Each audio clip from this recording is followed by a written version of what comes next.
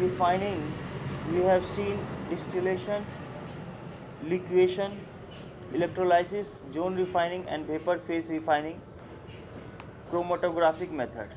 So among three we have learned three things: distillation, liquefaction and electrolysis. Today we learn about zone refining, vapor phase refining, chromatographic methods. Okay, so zone refining, इसमें क्या होगा कि this method is based on the principle that the impurities are more soluble in the melt than in the solid state of the metal. मतलब जो impurities है वो आपको एक जगह क्या करते हैं कि impurity ज़्यादा वो घुलता है, ज़्यादा वो गलता है ना, तो वो ज़्यादा सोल्यूबल है, और जो प्योर मेटल होता है वो थोड़ा सॉलिड स्टेट में होता है. ठीक है, तो यहाँ पर जो हमारा इम्प्यूरिटीज़ है उसी का यहाँ पर मेन रोल है. तो यहाँ पर क्या करते हैं कि मोबाइल हीटर लेते हैं. ये देखो मोबाइल हीटर है मेटल, और ये घूम रहा है इधर से उधर. तो मोबाइल हीटर ले लिए, और ये मोबाइल हीटर जो है चारों तरफ से इम्प्यूरिटी मेटल से घिरा हुआ है ना. Mobile heater is surrounding the rod of impure metal, है ना. इम्प्योर मेटल है, और वो इम्प्योर मेटल जो है एक रॉड के मोबाइल हीटर के चारों तरफ वो जो इम्प्योर मेटल है वो घिरा हुआ है ना, इस तरह से कवर किया हुआ है. तो जो है, और ये इम्प्योर मेटल जो है एक एंड पे फिक्स होता है, एक एंड पे इसको फिक्स कर दिया जाता है.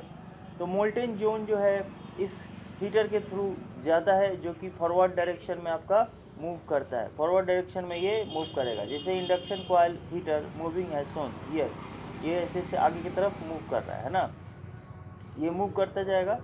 तो इसमें क्या होगा कि जो मोल्टेन जोन है वो आपको हीटर के अलॉन्ग उसके आगे की तरफ फॉरवर्ड डायरेक्शन में मूव करेगा, और जैसे जैसे हीटर फॉरवर्ड डायरेक्शन में मूव करेगा प्योर मेटल जो है क्रिस्टलाइज हो जाएगा, है ना, और मेल्ट जो है उसके पीछे का जो गला हुआ है वो पीछे चला जाएगा, जो मेल्ट है वो लेफ्ट बिहाइंड, है ना. तो जो प्योर मेटल है that will B crystallises out and the melt will left behind, इस तरह से. तो impurity pass on into adjacent new molten zone, इस तरह से इम्प्यूरिटी जो है वो न्यू मोल्टेन जोन में पास कर जाता है. और ये प्रोसेस जो है वो this process is repeated several times, बार बार इसको क्या किया जाता है कि आगे किया जाता है, और एवरी टाइम जो प्योर मेटल है दैट इज क्रिस्टलाइज आउट, है ना. प्योर मेटल क्या होगा, crystallize out, and the molten one is left behind. This process is repeated several times, है ना, बार बार इसको रिपीट किया जाएगा.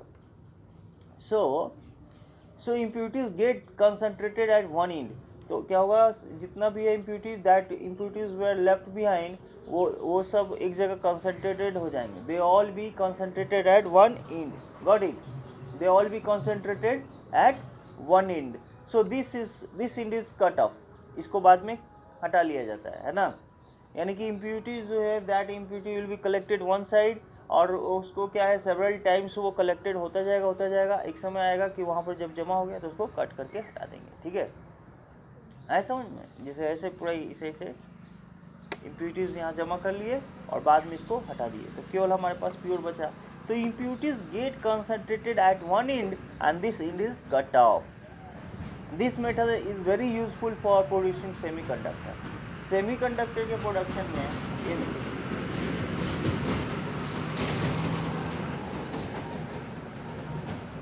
सेमीकंडक्टर के प्रोडक्शन में ये मेथड बहुत यूजफुल होता है.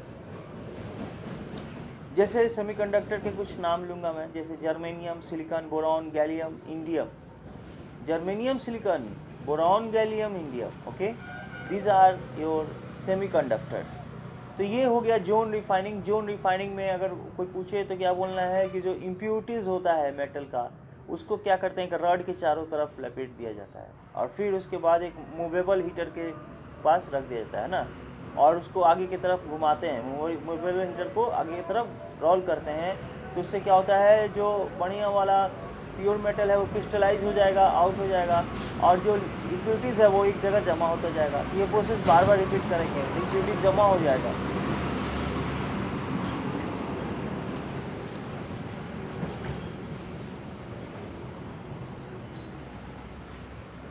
इम्प्यूरिटीज एक जगह जमा हो जाएगा, और जब इम्प्योरिटीज एक जगह जमा हो जाएगा तो that will be cut off later, है ना, उसको बाद में हटा लेंगे काट करके। तो ये मेथड बहुत यूजफुल है सेमीकंडक्टर के प्रोडक्शन में। सेमीकंडक्टर में आपको जर्मेनियम, सिलिकॉन, बोरॉन, गैलियम और इंडियम आता है, ठीक है। तो ये हो गया जोन रिफाइनिंग मेथड। क्या हो गया? Zone refining method. Next is our vapor phase refining. Vapor phase refining. So here only vapor will take place, vapor will uh, play a role. So here in this method, in this method, metal is converted into its volatile compound. So metal, whatever the metal we will have, that will be converted into vapor. That will be converted into vapors. Okay. So this is what volatile compound. Metal is converted into volatile compound which is collected and decomposed to give pure metal. तो यहाँ पर जो metal है उसको हम लोग क्या करते हैं, वोलेटाइल कंपाउंड में चेंज करेंगे और उसको एक जगह जमा करेंगे, है ना, कलेक्ट करेंगे, एंड देन इसको बाद में डिकम्पोज करेंगे, ओके, जिससे कि हमको प्योर मेटल मिल जाए। एक जगह मैंने बताया कि इसको एक जगह आप क्या करिए कि जमा कर दीजिए वोलेटाइल कंपाउंड के फॉर्म में, और फिर बाद में उसको जो है डिकम्पोज करके प्योर मेटल निकाल लीजिए, ठीक है। So two requirements are here, there are two requirements. अब ये ऐसा करने के लिए जो वोलेटाइल कंपाउंड में चेंज करने के लिए हमारे पास दो रिक्वायरमेंट होता है। पहला है कि metal should form A volatile compound.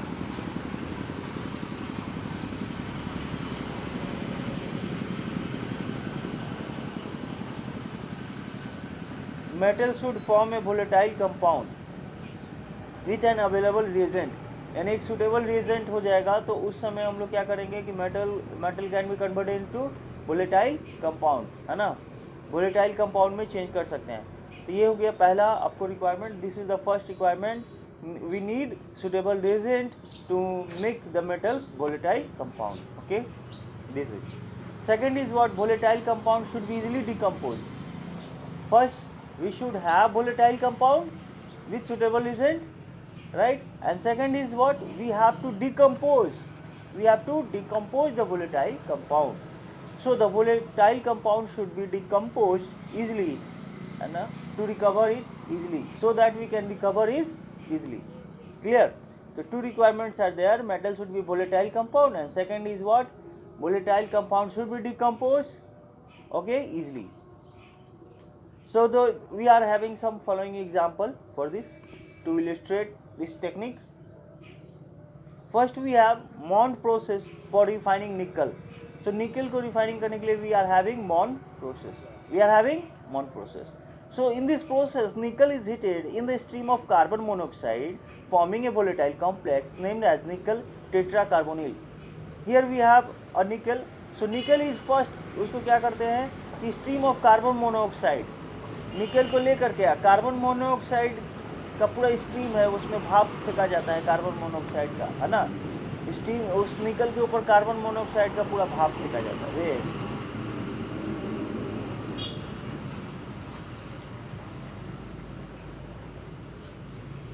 सो निकल is heated in a stream of carbon monoxide forming volatile complex, और ये वोलेटाइल कॉम्प्लेक्स का नाम होगा निकल टेट्राकार्बोनिल, निकल टेट्राकार्बोनिल। तो ये क्या करते हैं, निकल लिए, उसके ऊपर आपको स्ट्रीम पास किए कार्बन मोनोऑक्साइड का, और उसके बाद आपको वोलेटाइल कंपाउंड बन जाता है। उस वोलेटाइल कंपाउंड का नाम है tetracarbonyl. So this complex is decompose at higher temperature to obtain pure metal.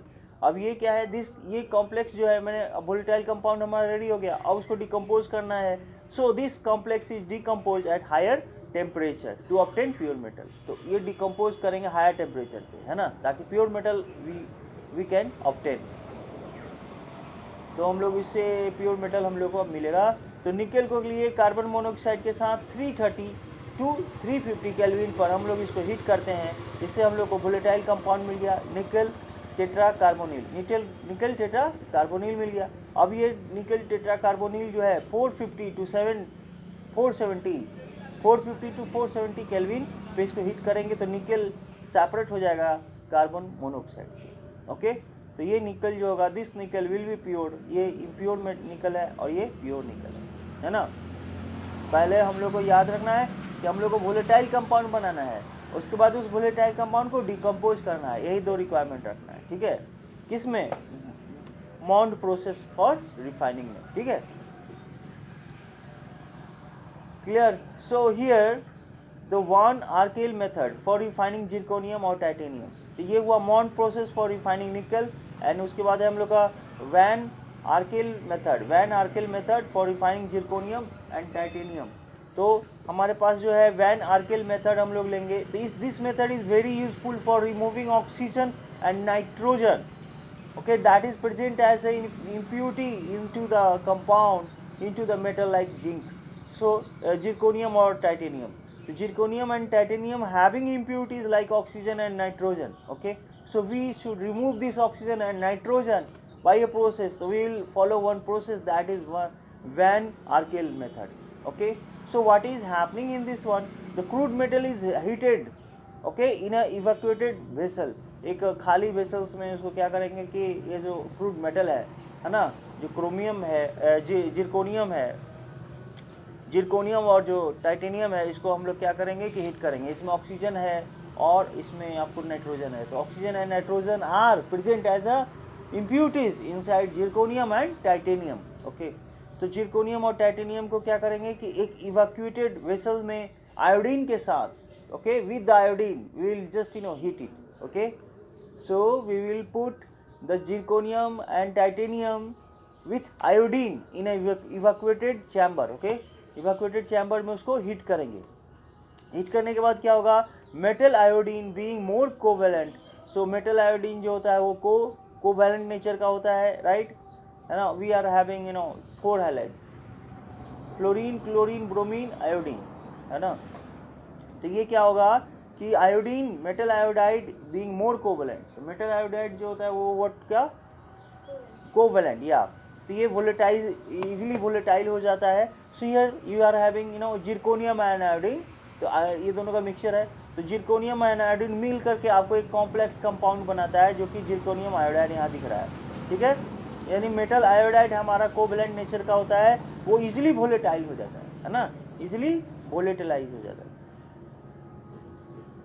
Now जब हमारा मेटल आयोडाइड मिल गया, when we got metal iodide, so then we should go for decomposition. So here the metal iodide is decomposed on a tungsten filament, किसमें, tungsten filament में इसको decompose कर देंगे, और electricity heated to about 1800 kelvin, so pure metal decomposes on the filament, okay. So metal iodide जो हम लोग को मिला, उसको डिकम्पोज करने के लिए हम लोग टंगस्टन का फिलामेंट पे उसको रख करके और उसके ऊपर हीट पास करते हैं, इलेक्ट्रिसिटी पास करते हैं, जिससे कि वो टंगस्टन हीट हो जाता है, और टंगस्टन जो है अप टू 1800 केल्विन तक हीट होता है। उसके बाद जो प्योर मेटल है वो डिपोजिट हो जाता है टंगस्टन पर ही। So the pure metal is deposited on the tungsten filament itself, okay. So here zirconium iodide that is separated from each other, that is zirconium will be one side and iodine will be another side, okay. So here zirconium में क्या हो गया, oxygen और nitrogen impurities के तौर पे mix होता है। सो यहाँ पर हम लोग क्या करेंगे, जिरकोनियम को आयोडीन के साथ मिला देंगे, मिला करके उसको क्या करेंगे, हीट करेंगे। हीट करने के बाद इवैक्यूएटेड चैम्बर में उसको क्या करेंगे, हीट करेंगे, तो वो क्या होगा, कब को जिरकोनियम आयोडाइड बना देगा। अब जिरकोनियम आयोडाइड को हम लोग डिकम्पोज करना है, we have to decompose it, तो उसके लिए टंगस्टन फिलामेंट पे उसको रख करके उसको हीट कर देंगे 1800 केल्विन पे, तो वो हमारा प्योर जिरकोनियम मिल जाएगा, आयोडीन अलग हो जाएगा। बात समझ में आ गया।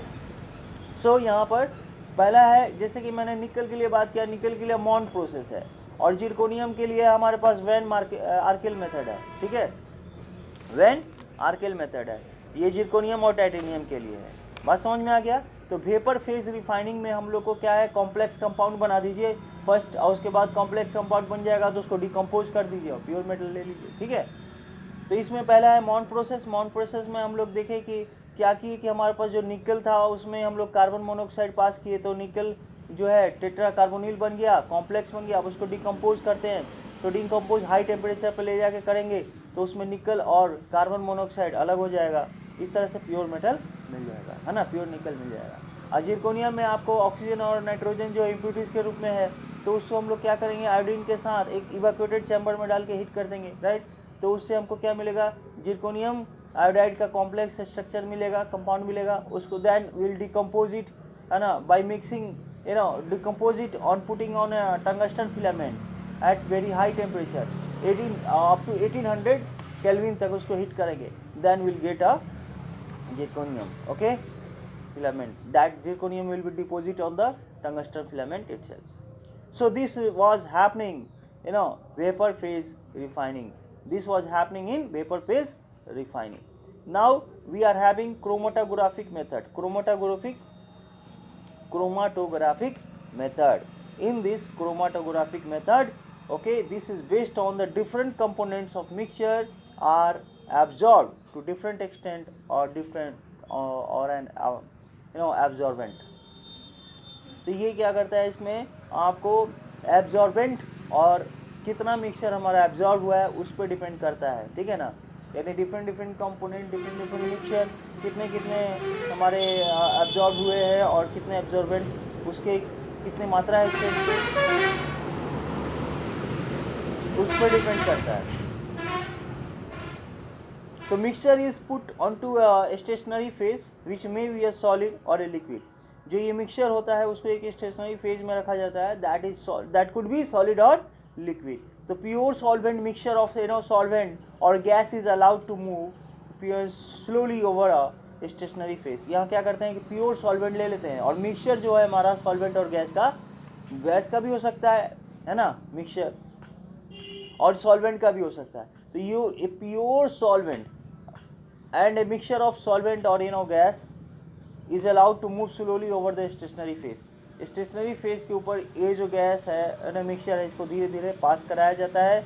इससे क्या होता है, डिफरेंट कंपोनेंट के पास अलग अलग आपको क्या होते हैं, उनके अलग अलग जो वो आपको जो फेज होते हैं, so they will be get separated gradually, है ना, वो धीरे धीरे क्या होते हैं, सेपरेट हो जाते हैं as the moving phase moves. जैसे जैसे मूविंग फेज अलग अलग फेज जो आपको उसमें इम्प्यूरिटीज़ के रूप में है ना, तो जब उसको आपको पास कराना होता है, धीरे धीरे आप ग्रेजुअली इसको पास कराएंगे तो वहाँ पर आपको ये क्या होंगे, सेपरेटेड हो जाएंगे, ठीक है. दे will B mixture will be separated out. Clear.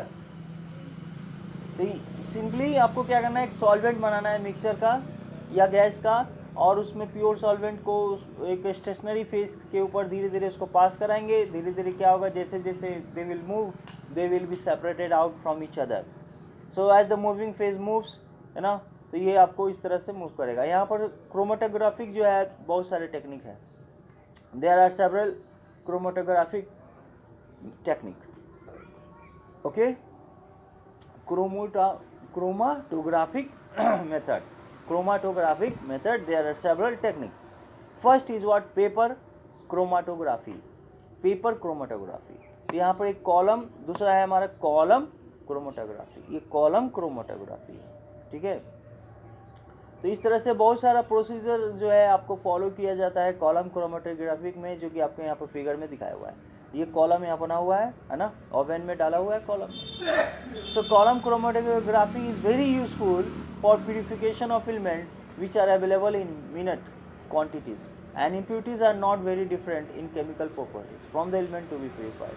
तो ये कॉमनली इसको यूज़ करते हैं क्रोमेटोग्राफी को. आप यहाँ पे देखिए कि फ्लो मीटर है, first flow meter, then detector, then column, oven and then flow injector. Flow injector इसको ऐसे ढीला करेंगे नॉब को, तो ये ऊपर से यहाँ आएगा. फिर पंपिंग है, यहाँ पर पंप करेंगे, और यहाँ सॉल्वेंट टैंक है, सॉल्वेंट टैंक, ठीक है. तो ये आपको यहाँ पर जो दिया हुआ है कॉलम क्रोमेटोग्राफी, वो बहुत ज़्यादा यूज़फुल है एलिमेंट के प्यूरिफिकेशन के लिए, है ना. जब ये आपको बहुत ही मिनट क्वांटिटीज़ में रहता है, बहुत थोड़ी क्वांटिटीज़ में भी रहेगा, तो भी इसको हम लोग इसको क्या करेंगे, प्योर कर सकते हैं, ठीक है जी. ये हो गया. So impurities are not very different in chemical properties from the element to be purified. So ये आपको इतना सारी बातें हैं इसमें, ठीक है. तो ये जनरली ये क्रोमेटोग्राफिक मेथड में पेपर क्रोमेटोग्राफिक मेथड है, कॉलम क्रोमेटोग्राफिक मेथड है, ओके. और जो कॉलम क्रोमेटोग्राफी है उसको हम लोग एलिमेंट के प्यूरिफिकेशन के लिए बहुत बड़े स्तर पे, है ना, काफ़ी यूजफुल टेक्निक है ये. So uses of aluminium, now we will see.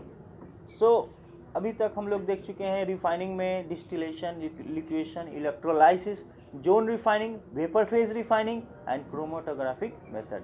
तो जोन रिफाइनिंग में मैंने बताया कि एक रोलर के ऊपर पास करा जाता है इम्प्योर मेटल को, है ना, प्योर मेटल क्रिस्टलाइज हो जाएगा और इम्प्योर मेटल एक जगह जमा हो जाएगा, बाद में उसको हटा लेंगे, ठीक है। उसी तरह से वेपर जोन में है जिसमें आपको निकल और आपको जिरकोनियम ना निकाला जा रहा था प्योर के फॉर्म में। तो इसमें क्या है कि कॉम्प्लेक्स स्ट्रक्चर बनाते थे कंपाउंड और बाद में उसको डिकम्पोज कर लेते थे, ठीक है। तो इसमें ये होता था। क्रोमेटोग्राफिक मेथड है, बहुत ही इंपॉर्टेंट मेथड होता है, ठीक है। इसमें क्या करते हैं कि सॉल्यूशन बनाते हैं आपको सॉल्वेंट का और या गैस का, उसके ऊपर उसको मिक्सचर को पास करते हैं, मिक्सचर बाद में उसको अलग अलग हो जाता है, सेपरेट हो जाता है, ठीक है। ये क्रोमेटोग्राफी मेथड है। अब usages of aluminium, copper, zinc and iron. Aluminium का क्या यूज़ है, कॉपर का, जिंक का, आयरन का। तो एल्युमिनियम फॉइल जो है फूड मटेरियल के रूप में, फूड मटेरियल पे रैपर के रूप में यूज़ होता है। Suppose you want to purchase okay omelette, मान लो तुम कुछ ऑमलेट मंगाई है, तो you will, shopkeeper will give you omelette in a folded, in aluminum foil. Or suppose you want to order, okay, paneer kadai from the restaurant will pack this paneer kadai in a aluminum foil, in the plate of aluminum foil, okay. So these are the wrappers for food material that is made of aluminum foil, so that it will not become washed. So and fine dust of the metal is used in paint and liquors.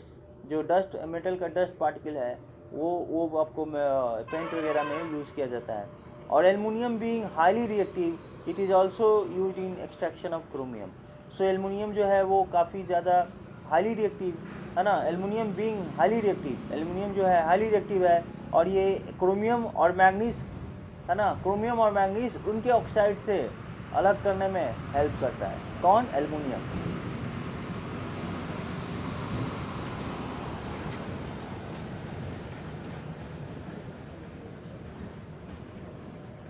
Aluminium help करता है, okay. इसमें aluminium help करता है chromium और manganese जो होता है, manganese उनके ऑक्साइड से है ना, क्रोमियम और मैग्नीज के ऑक्साइड से उनको क्रोमियम और मैग्नीज को अलग करने में एल्युमिनियम क्या करता है, बहुत बड़ा हेल्प करता है। तो aluminium helps to separate chromium oxide और manganese oxide from their oxide, okay.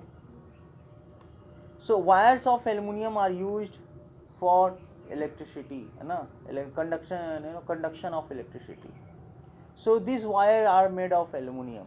Alloy of aluminum being light and very useful. So you are seeing the wire, electric wire, okay, on the pole. These wires are made of aluminum because they are light and they are very cheap, right? We can use aluminum instead of silver, okay. So copper is used for making wires. And then some vessels, cooking vessels are also made of copper, okay, like lota, glass, thali, these are made of glass, copper. So copper is used for generally making wires. So you are having solenoid or toroid that is made of copper inside fan or any electrical device you are seeing. The copper is widely used for electrical conductivity. So in electrical industry and the water steam pipes you are seeing copper is being used, very widely. It is also used in several alloys that is rather tougher than the metal itself, okay. ये बहुत use होता है, जैसे brass, making brass, some people are having bracelet, they are wearing bracelet in their wrist.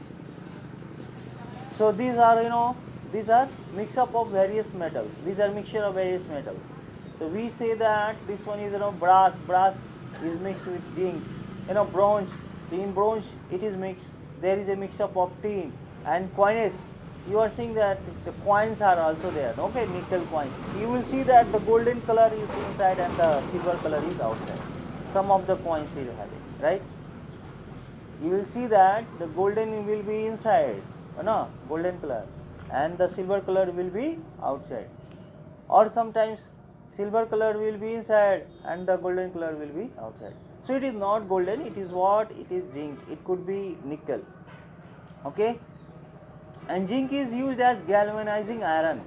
So whatever we are having iron articles like a spoon, like plates, so these will be, okay, this will be electrolytes, okay, this will go through electrolysis process, okay, to make it free from corrosion. So zinc is used for galvanizing iron. It is also used in large quantities in batteries. Zinc is used in large quantity in battery. What is happening in the dry cell? The dry cell is having a cylindrical vessels, and this cylindrical vessels is made of zinc. No, made of zinc. That is acting as a negative. That is, cathode. And between this cylindrical vessel there is a graphite rod. And this graphite rod is acting as an anode, and between this there is a electrolyte, that is ammonium chloride or zinc chloride. And okay, you are having manganese dioxide and charcoal also there as a reducing agent. You can say that there is also these things are there, charcoal plus manganese dioxide, okay, as a electrolyte there. So this is the structure of battery. So in battery zinc is widely used. Okay, many alloys like brass is made of copper and zinc. Germanium silver is made of copper and zinc. So zinc having this one composition 25 to 30% of zinc, and copper is 25 to 30%, and zinc. Nickel is having oxygen, so 40 to 50% nickel is there in German silver. So zinc dust is used as reducing agent in the manufacture of dye stuff like paints. Okay, in the paints zinc is also used. Got it? So zinc is used in galvanizing iron. Okay, galvanizing iron, और ये सब जो है इसमें zinc हो सकता है, right? These are zinc. Galvanized sheets. These are called galvanized sheets in batteries or in various compounds. Cast iron. It is very important form of iron. Cast iron. These are the cast iron. You are seeing this one. These are the cast iron. It is used for casting stoves, railway sleepers, and gutter pipes, toys, etc. So these irons are used in gutter pipe. You are seeing the pipe is made of iron, right? You are seeing sleeper bogies. Okay, sleeper seats are there. Those are made of iron. So railway sleepers, you are seeing stoves, casting stoves, these all are made of iron. So manufacturing of rough iron and steel. So आपको route iron is used in making anchors, wires, bolts, chain and agriculture implements. So this is called route iron, and it is very strong, right? So steel finds a number of uses. Alloy steel is obtained when the other metals are added to it. Got it? Steel is mixed up. It is not, this is alloy. It is not single metal. It could have a carbon with a iron, right? So this thing. So nickel steel is used for making cables, automobiles, aeroplane part, aeroplane material, automobiles, okay, cables, these all are having nickel. Pendulum, measuring tapes, chrome, and chrome steel is used for cutting tools, crushing machines. That is chrome steel. It is very hard, okay. Cutting, it is used for cutting tools and crushing machines. Stainless steel is used for cycle. In cycle we are having stainless steel, okay. It is looking very shiny, stainless steel. Automobiles, utensils and pens are also there. These all are used, these all are there. That is made of nickel, or that could be made of steel, okay. So you are seeing various metals are there in your automobile. Automobile means vehicle, car, okay, train, these all things are there. Utensils means what? Vessels we are using in our cooking.